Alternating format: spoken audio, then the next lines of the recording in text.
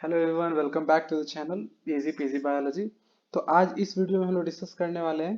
हमारा क्वेश्चन है पेपर 8 का कि explain how biological energy transducers. किस चीज़ के बारे में डिस्कस करेंगे? तो एनर्जी ट्रांसड्यूसर्स के बारे में कि बायोलॉजिकल एनर्जी ट्रांसड्यूसर्स क्या क्या होता है और वो कैसे इंपॉर्टेंट रोल प्ले करता है in all the living beings, in all the living organisms. तो हम लोग देखेंगे कि किसको बोलते हैं ट्रांसड्यूसर्स और बायोलॉजिकल एनर्जी ट्रांसड्यूसर्स कौन कौन है। ठीक है, उसका एग्जांपल्स और कैसे वो लिविंग बीइंग्स में बहुत इंपॉर्टेंट रोल प्ले करता है। तो देखिए, ट्रांसड्यूसर्स का मतलब होता है कि कोई भी एक फॉर्म से दूसरे फॉर्म में एनर्जी को चेंज करना। तो लिविंग सिस्टम में बायोलॉजिकल एनर्जी ट्रांसड्यूसर्स का क्या मतलब होता है कि बायोलॉजिकल मॉलिक्यूल्स, ऐसे मॉलिक्यूल्स या ऐसा कोई भी स्ट्रक्चर सेल में जो कि एक फॉर्म ऑफ एनर्जी को दूसरे फॉर्म में कन्वर्ट कर रहा है। ठीक है, biological energy transducers are biological molecules or structures that can convert one form of energy within living organism into another। ठीक है, इसका कुछ एग्जांपल्स है बायोलॉजिकल एनर्जी ट्रांसड्यूसर्स का। मतलब ये कुछ मॉलिक्यूल्स होंगे या फिर कुछ स्ट्रक्चर्स होंगे जो किसी एक फॉर्म से दूसरे फॉर्म में एनर्जी को क्या कर रहे हैं, ट्रांसड्यूस कर रहे हैं। ठीक है, फॉर एग्जांपल एटीपी। एटीपी क्या है? एटीपी केमिकल एनर्जी को स्टोर किए हुए है और जब भी जरूरत पड़ता है या फिर चाहे वो मसल कॉन्ट्रैक्शन हो, चाहे वो किसी चैनल प्रोटीन को पंप को एनर्जी देना हो, तो अलग अलग फॉर्म में वो टूट के वो केमिकल एनर्जी क्या होता है, यूज होता है। फॉर एग्जांपल कोई चैनल प्रोटीन है, उसको कोई रोटेटरी मैकेनिज्म है, वो घूम रहा है या फिर मसल में कॉन्ट्रैक्शन हो रहा है।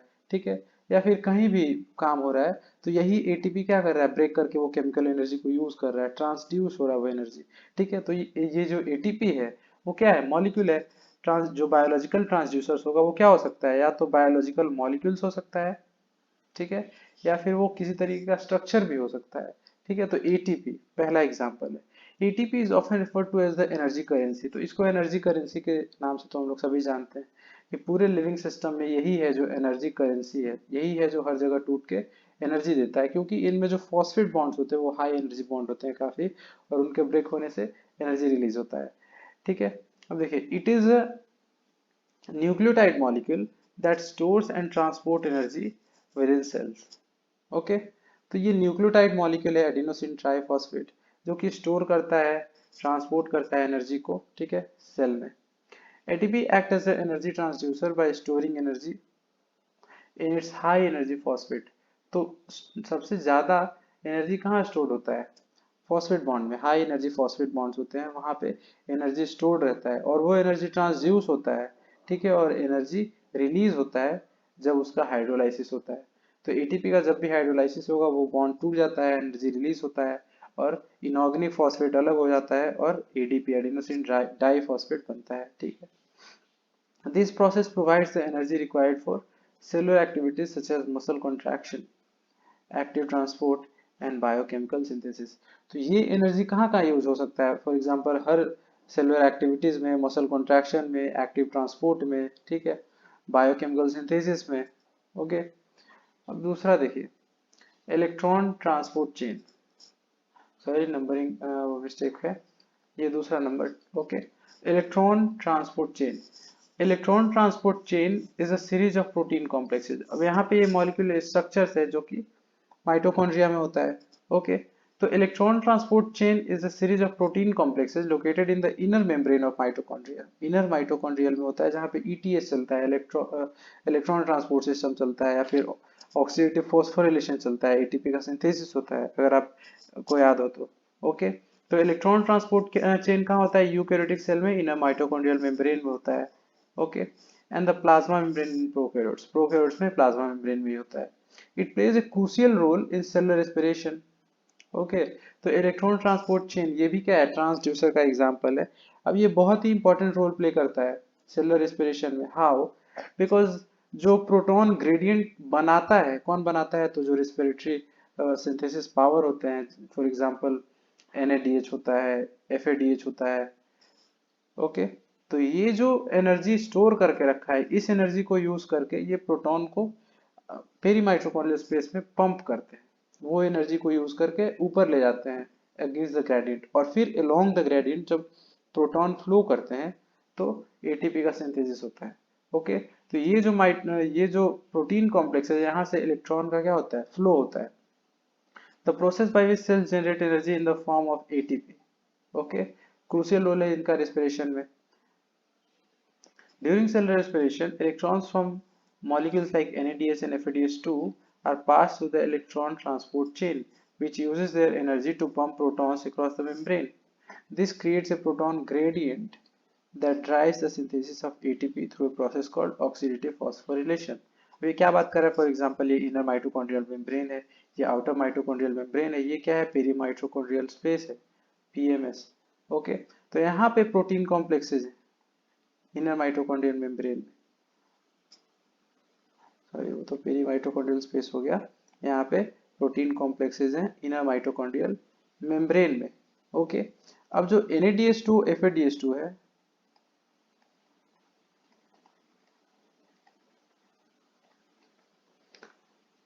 पेरी माइटोकॉन्ड्रियल स्पेस में प्रोटॉन को ले जाता है। ओके, इनके एनर्जी से, इनसे जो एनर्जी रिलीज होता है, प्रोटॉन को पेरी माइटोकॉन्ड्रियल स्पेस में ले जाते हैं। अब क्या होता है कि यहाँ पे प्रोटॉन ग्रेडियंट, हाई प्रोटॉन का कॉन्सेंट्रेशन हो जाता है, pH लो हो जाता है। अब इसके कारण जो F1 F0 पार्टिकल आप जानते होंगे अगर, तो वहां से क्या होता है, फिर प्रोटॉन का फ्लो होता है।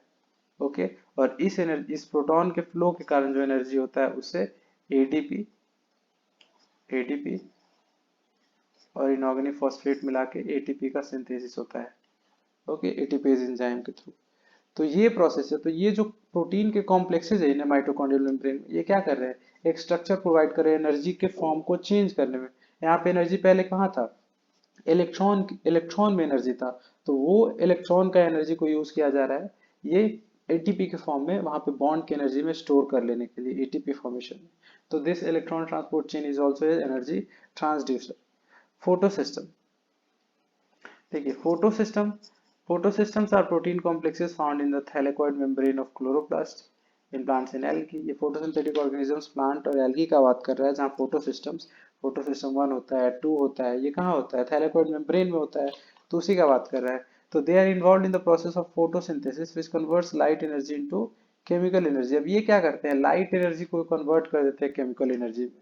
ओके, तो these are also the protein, these are also the transducers, biological transducers। Photosystems contain specialized pigments such as chlorophyll which capture light energy।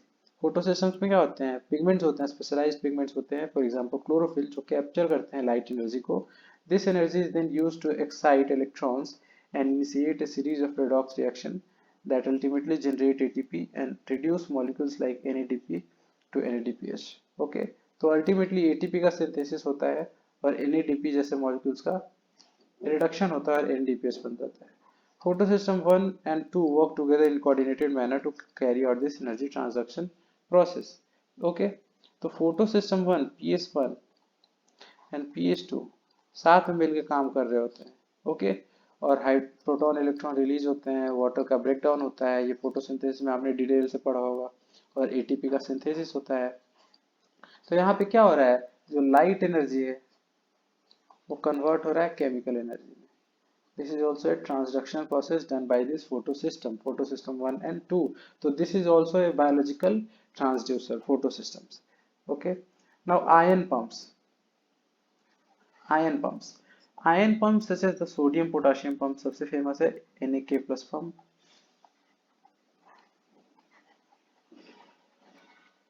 Okay, so these pumps are the membrane proteins.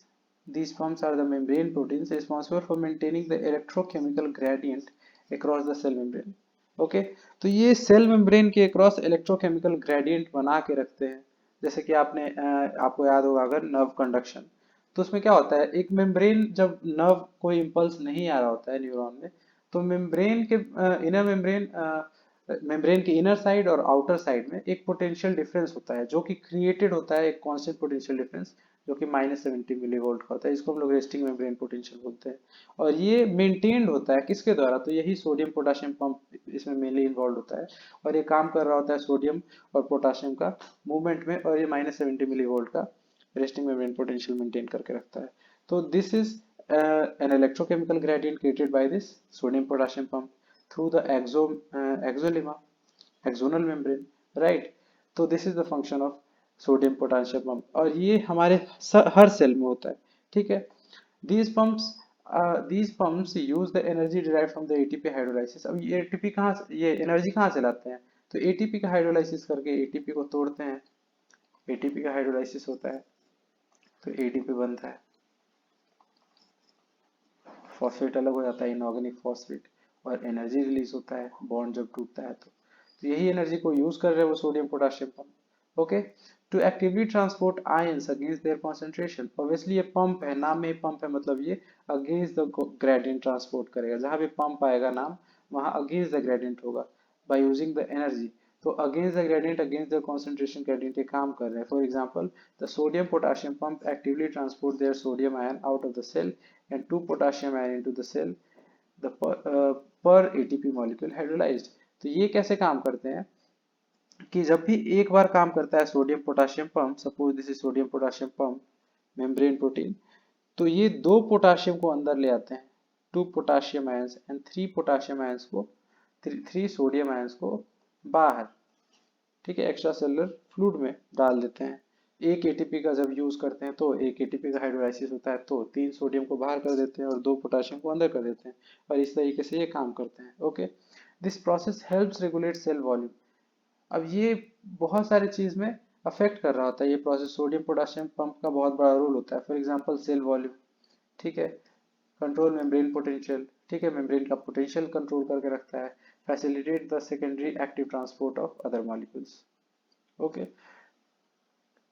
मैंने आपको types of active transport में secondary active transport आपको बताया होगा, जहां पे energy कोई ATP नहीं दे रहा होता है।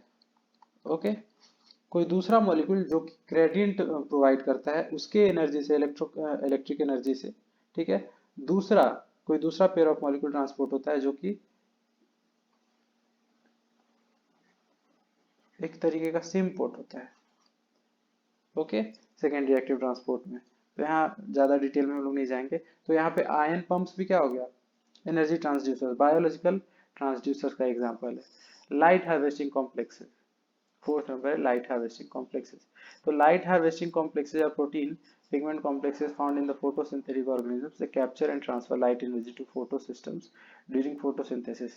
These complexes contain various pigments such as chlorophyll and carotenoids, which absorb light energy of specific wavelengths.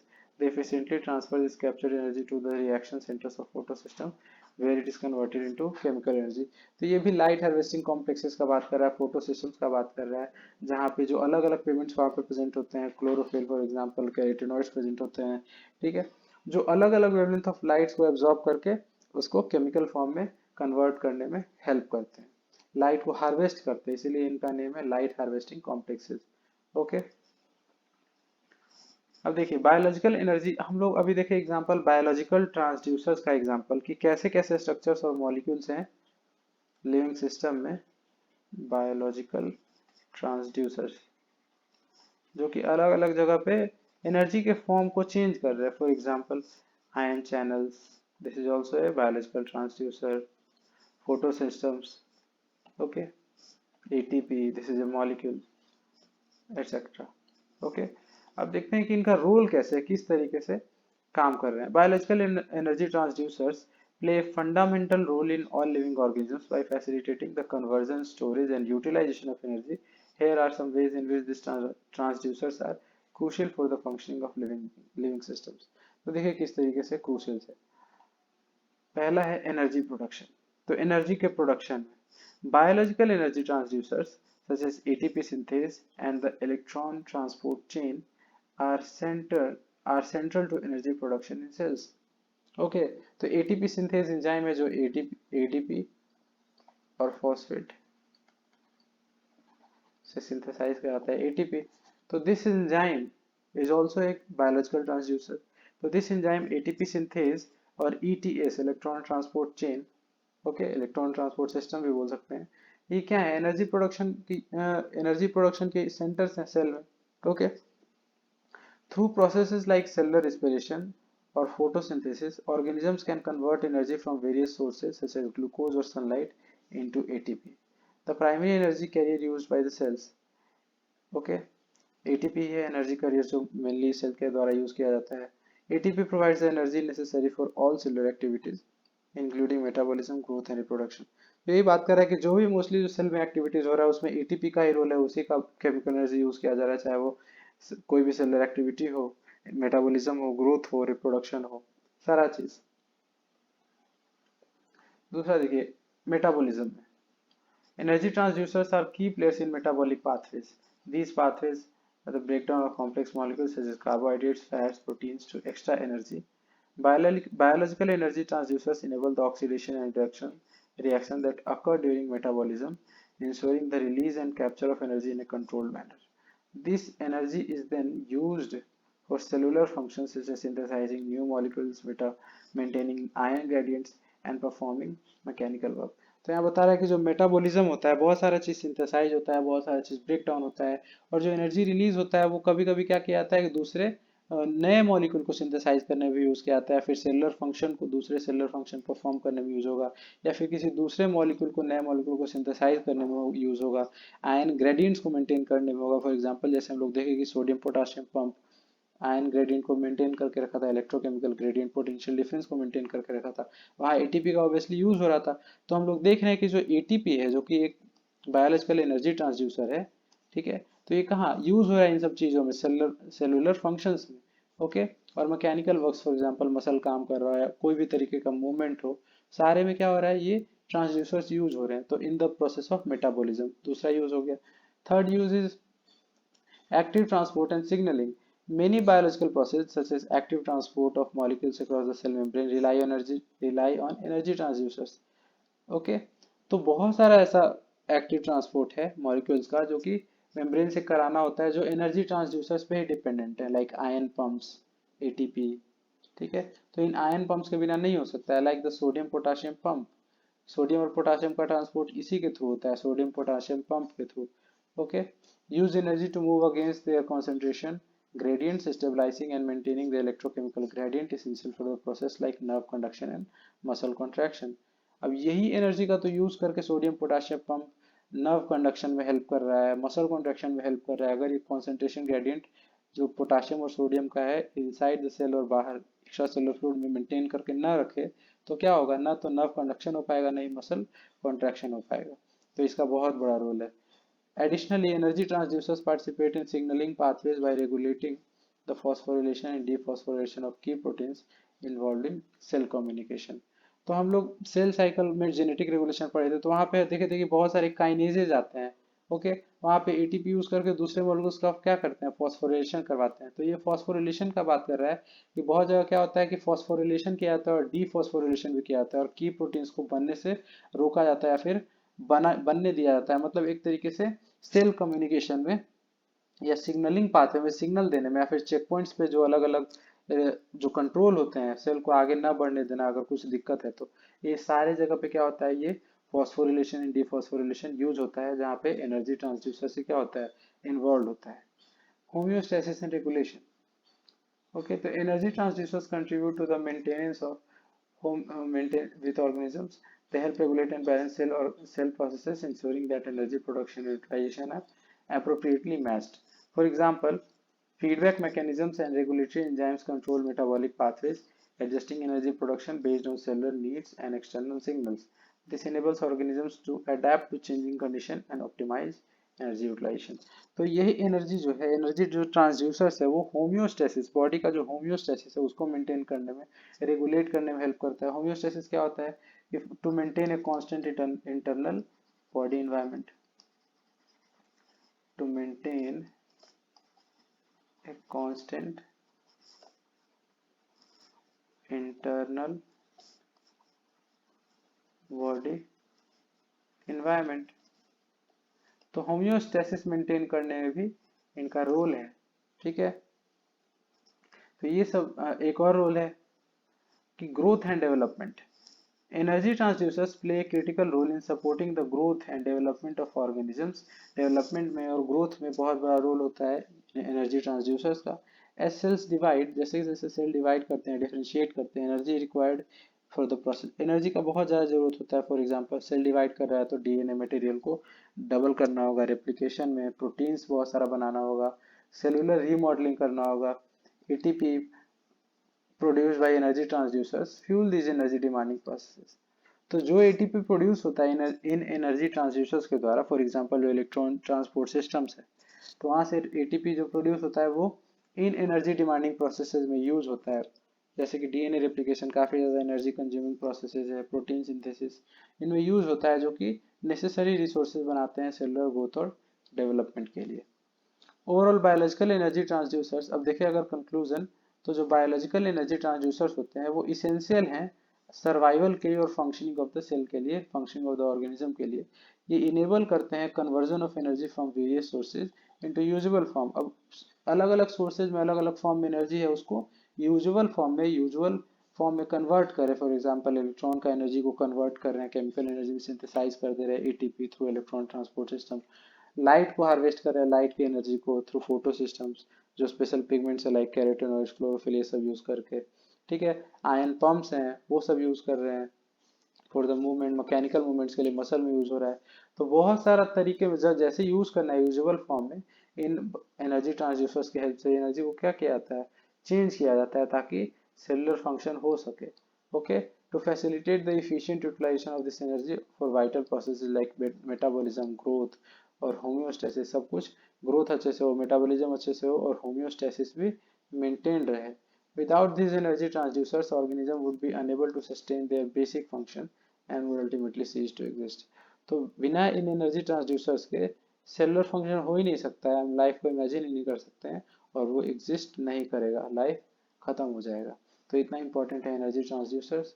Okay, I hope कि आपको सारा चीज़ समझ में आ गया होगा। यही आपका नोट्स भी है, आप नोट कर सकते हैं। बाकी हम लोग मिलते हैं नेक्स्ट वीडियो में। Thank you for watching the video and if you like the video you can like it or subscribe to the channel. Bye bye.